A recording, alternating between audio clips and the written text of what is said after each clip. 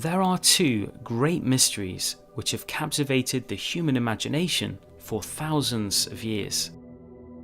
The first of these is why the universe exists at all. Why is there something rather than nothing? In many ways, this is a primordial question and has been raised by thinkers of every culture. And yet this ultimate mystery of existence is all but eclipsed by another mystery, that conscious minds exist to perceive it and bear conscious witness to the universe. While it is present to every waking moment of our lives, nothing is more mysterious than the fact that reality allows for conscious experience. Consciousness is the gateway of all value, meaning, and significance in the universe, and yet no scientific consensus has ever been reached about how and why we have it. An ancient idea is that the mystery of consciousness and the mystery of existence are intimately connected. And perhaps surprisingly, there are now growing numbers of philosophers and scientists who take this possibility very seriously. It is this possible connection between these two great mysteries that we will explore today. The mystery of existence. Over the last century, cosmologists have learnt a great deal about the early universe. By analysing cosmic background radiation, cosmologists peer deeply into the past, inferring the state of the universe in what is thought to be its first fractions of a second. But where did it all come from? What caused the universe? What happened before the Big Bang? The physicist Stephen Hawking cautions that this is the wrong question. The beginning of the universe was itself the beginning of time.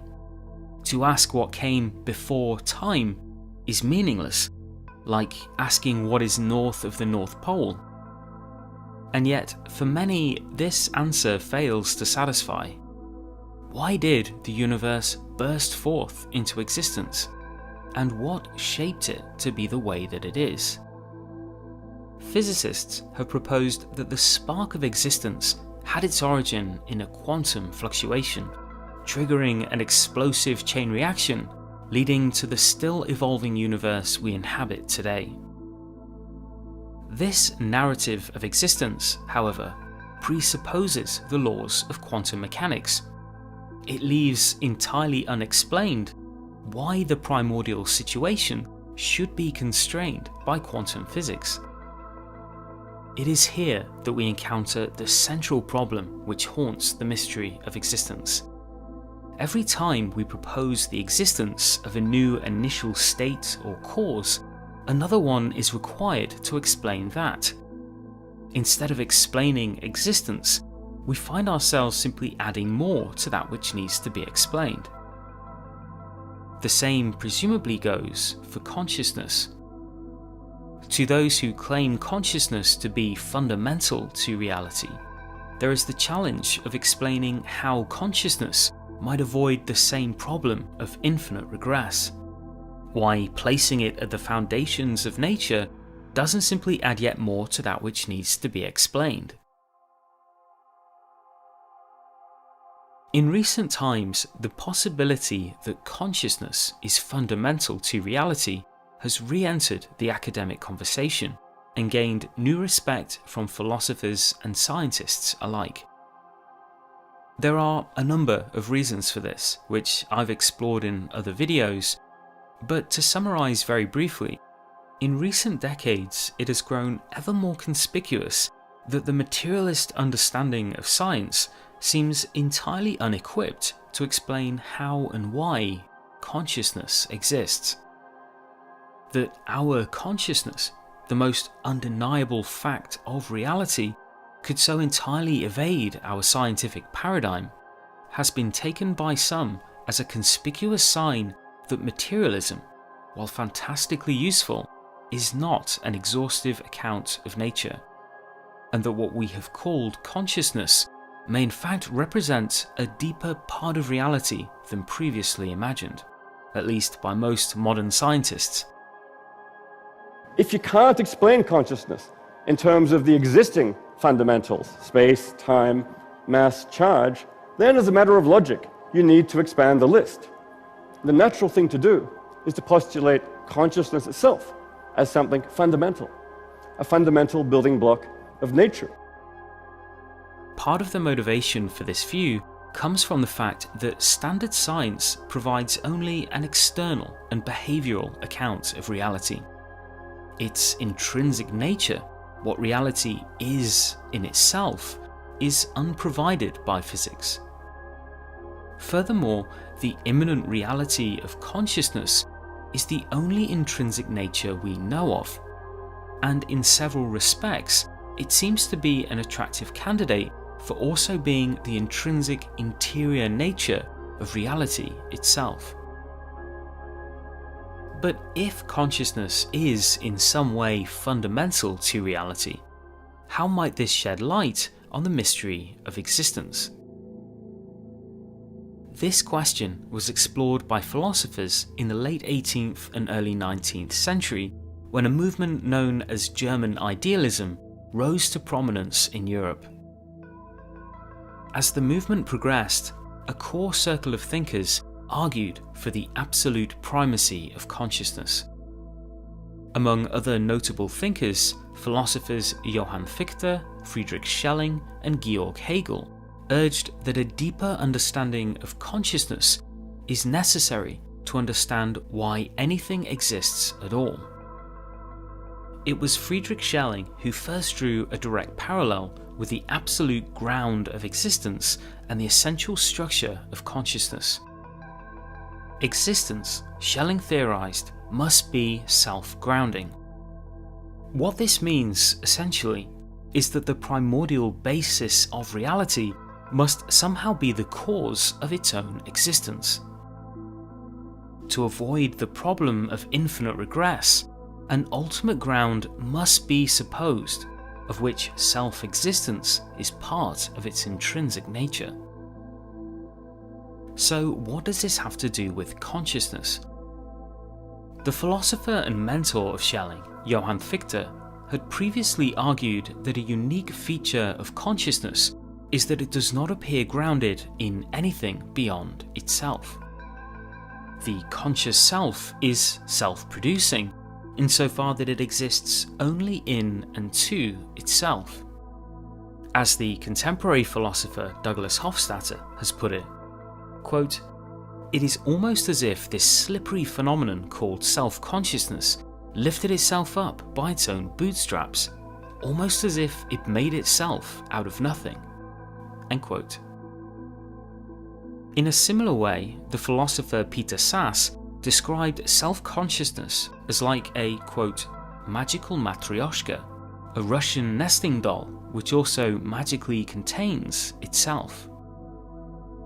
It was precisely this quality that Schelling realized must be an attribute of the ultimate ground of existence. Furthermore, this was a quality that could be found nowhere else but in consciousness. Today, centuries later, the philosopher Freya Matthews defends a position very similar to Schelling. Matthews has pointed out that the self-causing principle behind existence must be reflexive, meaning that it directs back into itself. Any truly self-causing principle must be, in essence, about itself. And yet this property of aboutness, known to philosophers as intentionality, is another property found nowhere else but in consciousness. Something from nothing. Could anything ever really come from nothing? Perhaps the concept of a true nothing is simply an idea, represented nowhere in reality. Perhaps instead of beginning with nothing, the challenge of explaining existence should instead focus on defining a self-existing ground, at which explanation can finally end.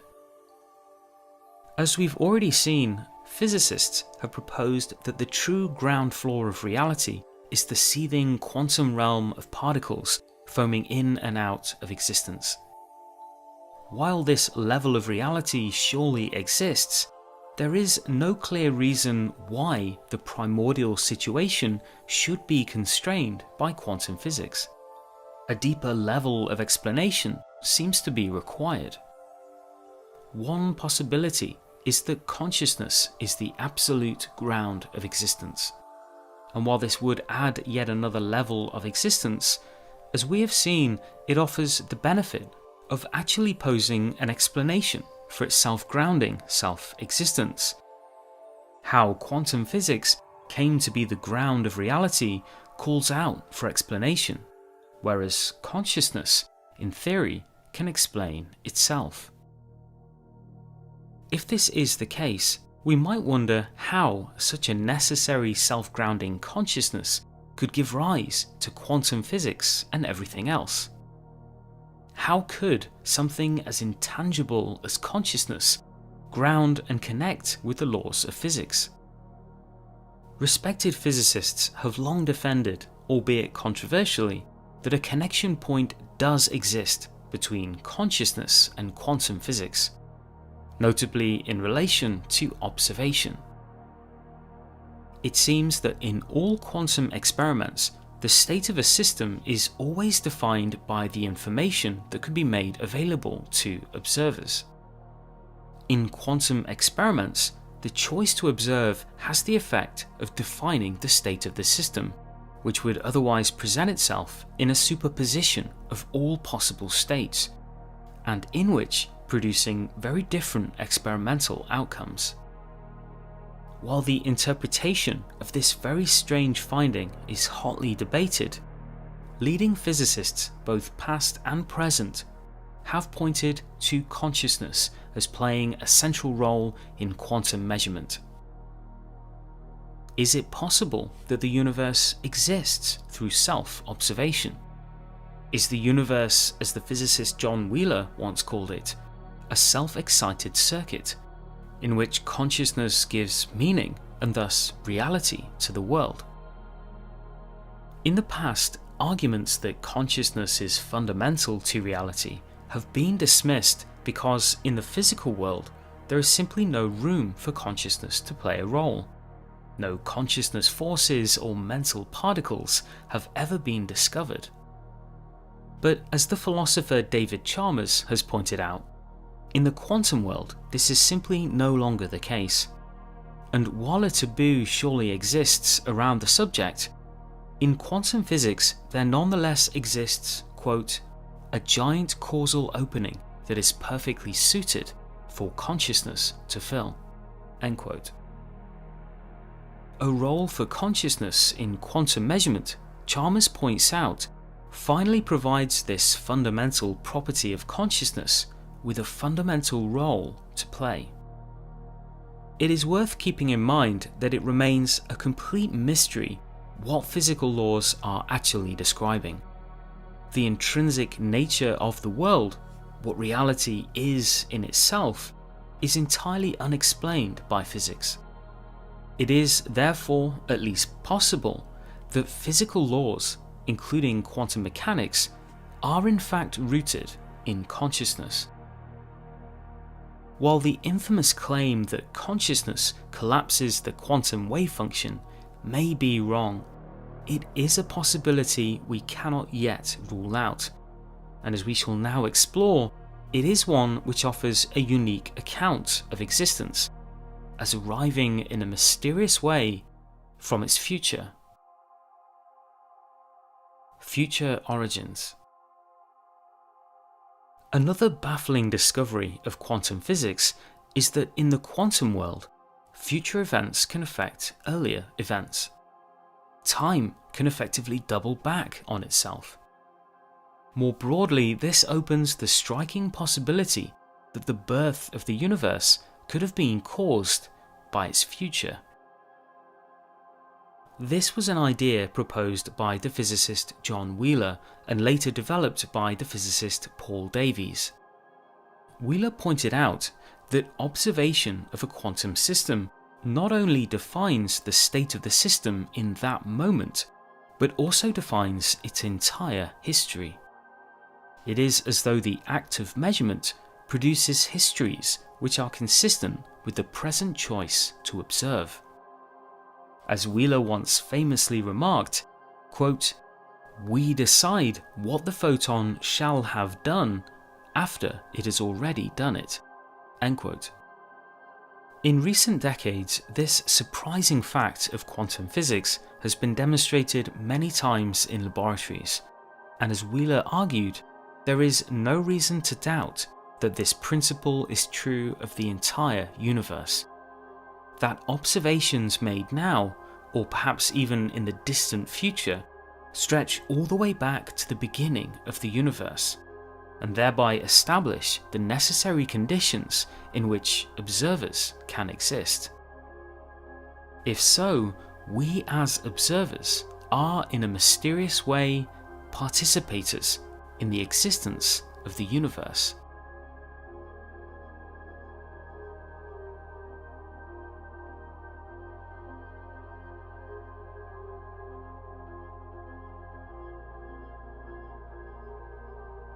Along these lines, Davies has also argued that it is at least plausible that the long-term evolution of consciousness will one day pervade the entire universe.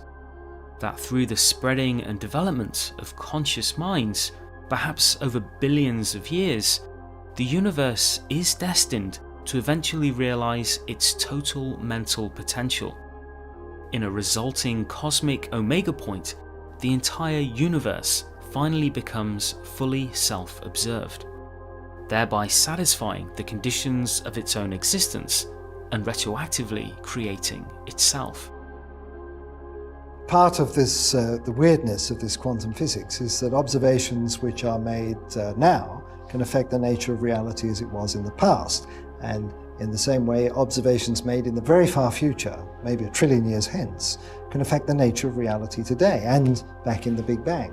So if you buy this whole quantum physics package and you have this universe saturated by mind or saturated by observers, then indeed the whole character of the universe, including the emergence of its laws and the nature of its states, become inextricably intertwined with its mentality, with its mindfulness.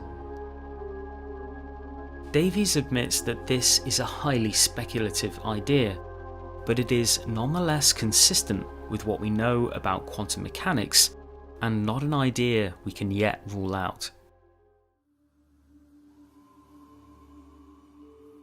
Existence from value. Another possible connection between consciousness and the mystery of existence lies in the relationship of consciousness with value. Philip Goff is among the recent wave of philosophers defending the fundamentality of consciousness. Goff has also suggested that the animating force of reality may be mysteriously connected to its value. Goff reminds us of an insight first made by the philosopher David Hume in the 19th century. Hume observed that we simply do not perceive causes in nature. While we perceive a flow of events, our apparent perception of causes is an illusion. Similarly, science does not actually reveal causes in the world. Goff points out that once we truly recognize this, we are free to consider an alternative possibility, that natural necessity, the animating force of existence, is not material or mechanical, but in fact follows from its value. Goff considers that such a view might also help to explain why, against all of the odds, the universe seems finely tuned to allow for what he calls, quote, a universe of great value, in which conscious, value-sensitive beings can evolve. In the last century, cosmologists have learnt that slightly changing any number of precise values in the laws of physics has the immediate effect of obliterating all possibility of life. Among all of the intelligible arrangements of nature's laws, the probability of a life-friendly universe is, in fact, trillions to 1. This provocative discovery has led to the proposal by some of a multiverse, trillions of other universes, the existence of which can nullify the apparent specialness of the universe. But as Goff and others have argued, fine-tuning may actually be an indicator of the deeper significance and necessity of consciousness on the metaphysical landscape. The philosopher John Leslie explored this possibility in his 1979 book, Value and Existence, where he argued that because of the problem of infinite regress, no physical mechanism will ever be adequate to explain the universe's existence. To solve this mystery, we must go beyond materialism and consider that something very different, more akin to value, is the animating force of reality. If so, a universe capable of supporting value-sensitive, conscious minds might have been a metaphysical necessity. Is it possible, as the 20th century philosopher Alfred North Whitehead believed, that, quote, existence itself is the upholding of value intensity, end quote. The view that value is the animating force of existence is a perspective with deep philosophical roots both in Western and Eastern systems of thought.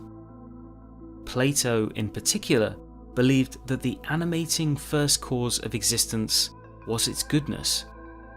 For Plato, existence itself held intrinsic value over non-existence, and that this latent value was the generative force of reality. While the human understanding of the universe has progressed a long way since the time of Plato, there are nonetheless philosophers today who argue that Plato was essentially correct, that the underlying nature of the universe is more mind-like than classically physical, and the true creative force of this reality is its value. Consciousness is the vehicle of all value, meaning, and significance in the universe. To put it bluntly, without consciousness, nothing matters. But is it also possible, as we have explored today, that without consciousness, nothing would exist? Hi everyone, I hope you found this interesting. Another highly speculative episode. Of course, it is impossible to completely explore an area like this in a relatively short video, but I am very curious to know what you think about this deep question of existence and the possible connection to consciousness. So let's talk about it in the comments. If you enjoyed the video, please give it a like, perhaps consider sharing it. I also really want to thank my supporters on Patreon who are helping me to turn Waking Cosmos into a full-time project. Thank you very much to those of you who are subscribed over on my Patreon. If you're not but you'd like to support my work, the place to go is patreon.com/wakingcosmos. Alright, that is about it from me today. I will see you next time for another episode of Waking Cosmos, exploring the nature of consciousness and its place in reality. Until then, I hope you have a beautiful day.